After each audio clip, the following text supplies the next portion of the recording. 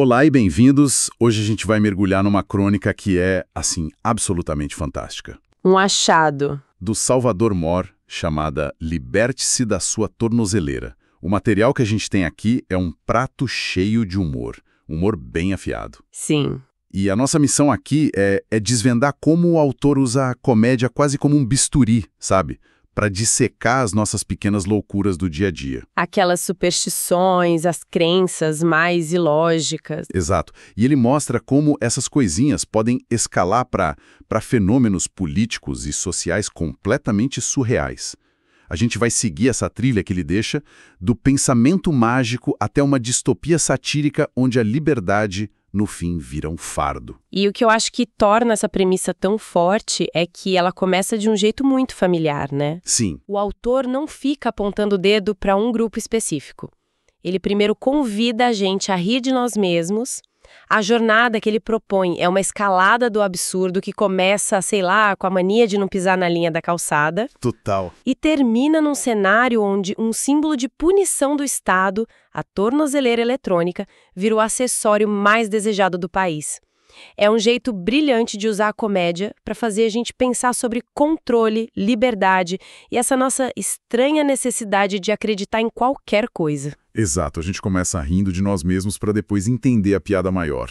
Então vamos começar por aí, por esse feitiço do nosso cotidiano. Certo. O texto já nos joga de cara no conceito de pensamento mágico, que é essa nossa mania de achar que um ritual particular, pode influenciar a realidade. E os exemplos que ele usa são universais. Muito. Quem nunca pensou, se eu lavar o carro, com certeza vai chover.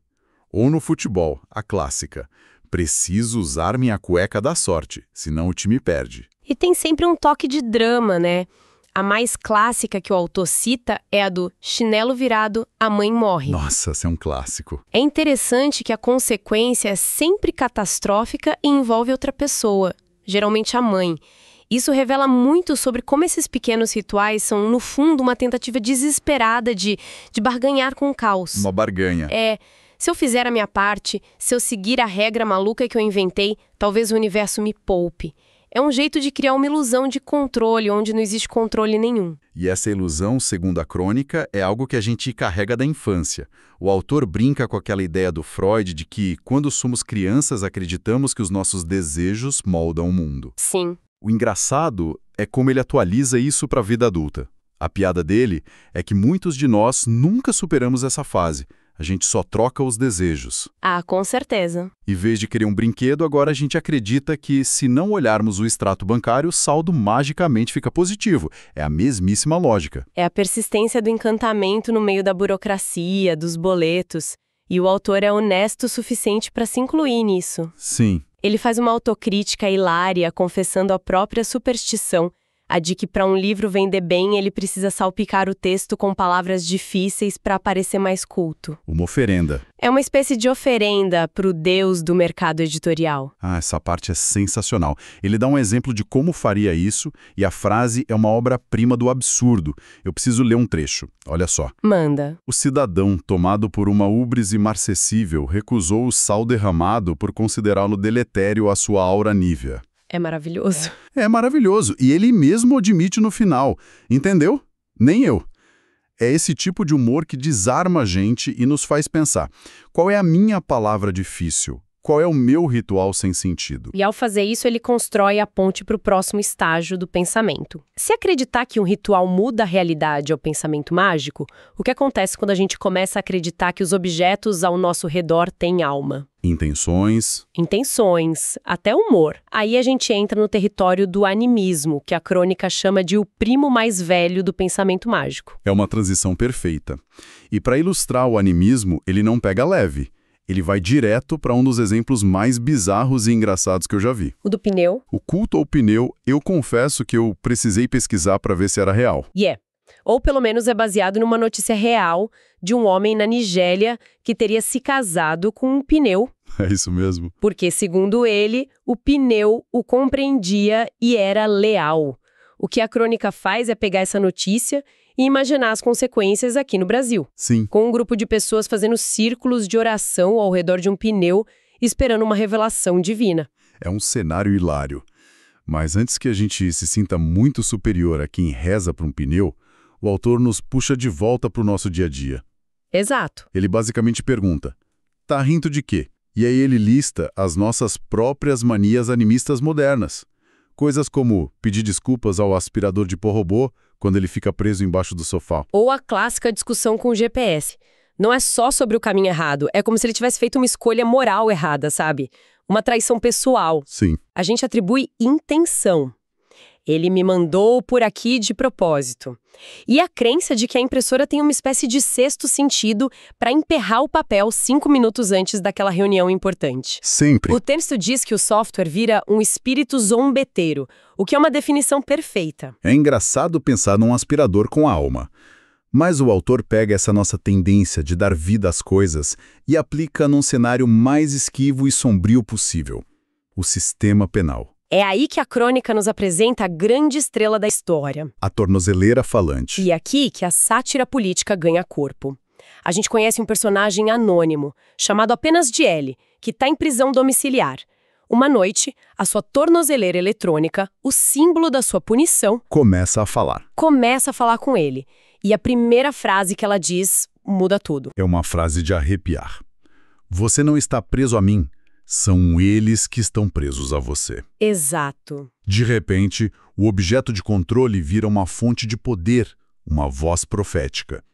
O autor então conecta esse animismo delirante do personagem com fenômenos políticos reais. Como a desconfiança nas urnas eletrônicas. Exatamente. Tratadas por alguns como se tivessem vontade própria, uma agenda política petista ou comunista, a máquina ganha uma alma maligna. E para explicar como um mundo desses pode existir, o texto usa de forma muito inteligente uma ideia do filósofo Bruno Latour sobre mundos múltiplos. E essa ideia é mais do que só uma piada. É uma sacada. Latour argumenta que nossas realidades não são universais. Elas são construídas por acordos sociais, tecnologias, crenças. E a crônica leva isso ao extremo cômico. Sim. Existiriam duas terras. A Terra A, com o capital em Paris, onde as leis da física funcionam e as vacinas também. E a Terra B, a do personagem ele, com capital em Balneário Camboriú. E nessa Terra B? Nessa Terra B, a realidade opera com outras regras.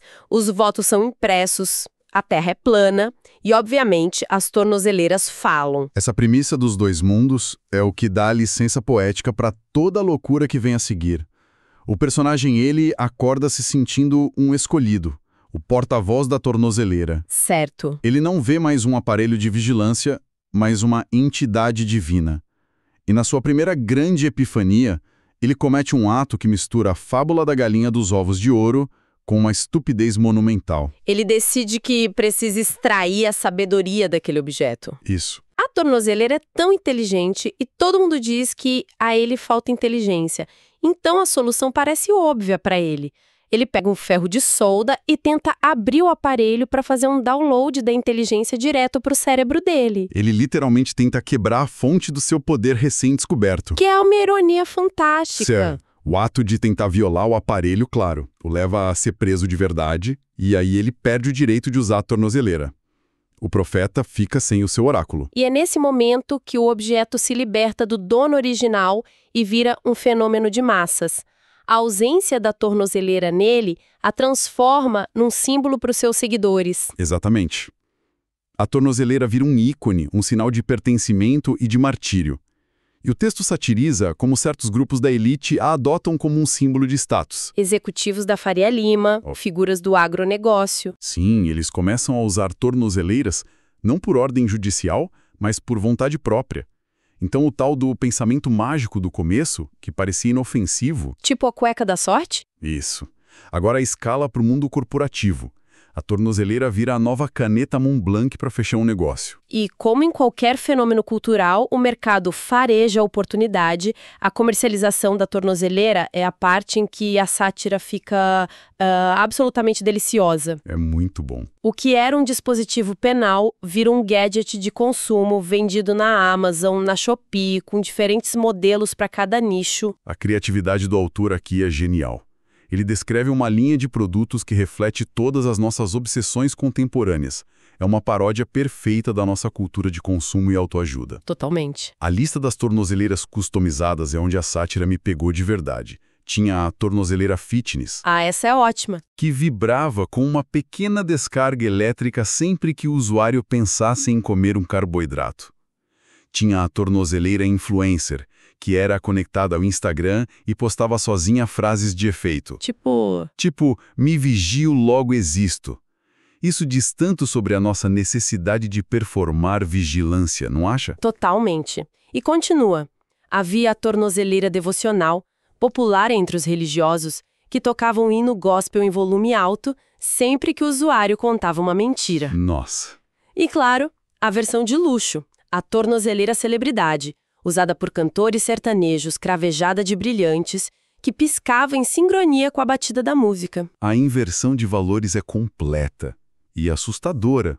Um símbolo de vergonha e punição se torna um objeto de desejo, um item de luxo. Enquanto isso, a liberdade, o ato de não usar uma tornozeleira, passa a ser visto como algo suspeito, coisa de gente esquisita, maconheiros, como diz o texto. Ser vigiado vira o novo sinal de que você é alguém importante. Se ninguém está te monitorando, você provavelmente não tem nada de valor a oferecer. É uma lógica perversamente sedutora. E a tecnologia evolui.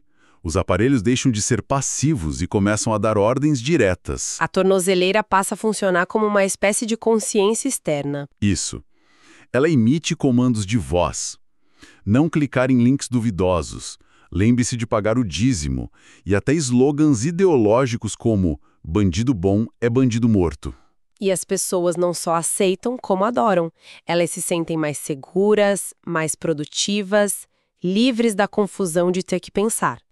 É aí que a crônica nos entrega o que talvez seja a sua maior provocação filosófica, disfarçada de slogan publicitário de um dos fabricantes. É de uma honestidade brutal. O que dizia o slogan?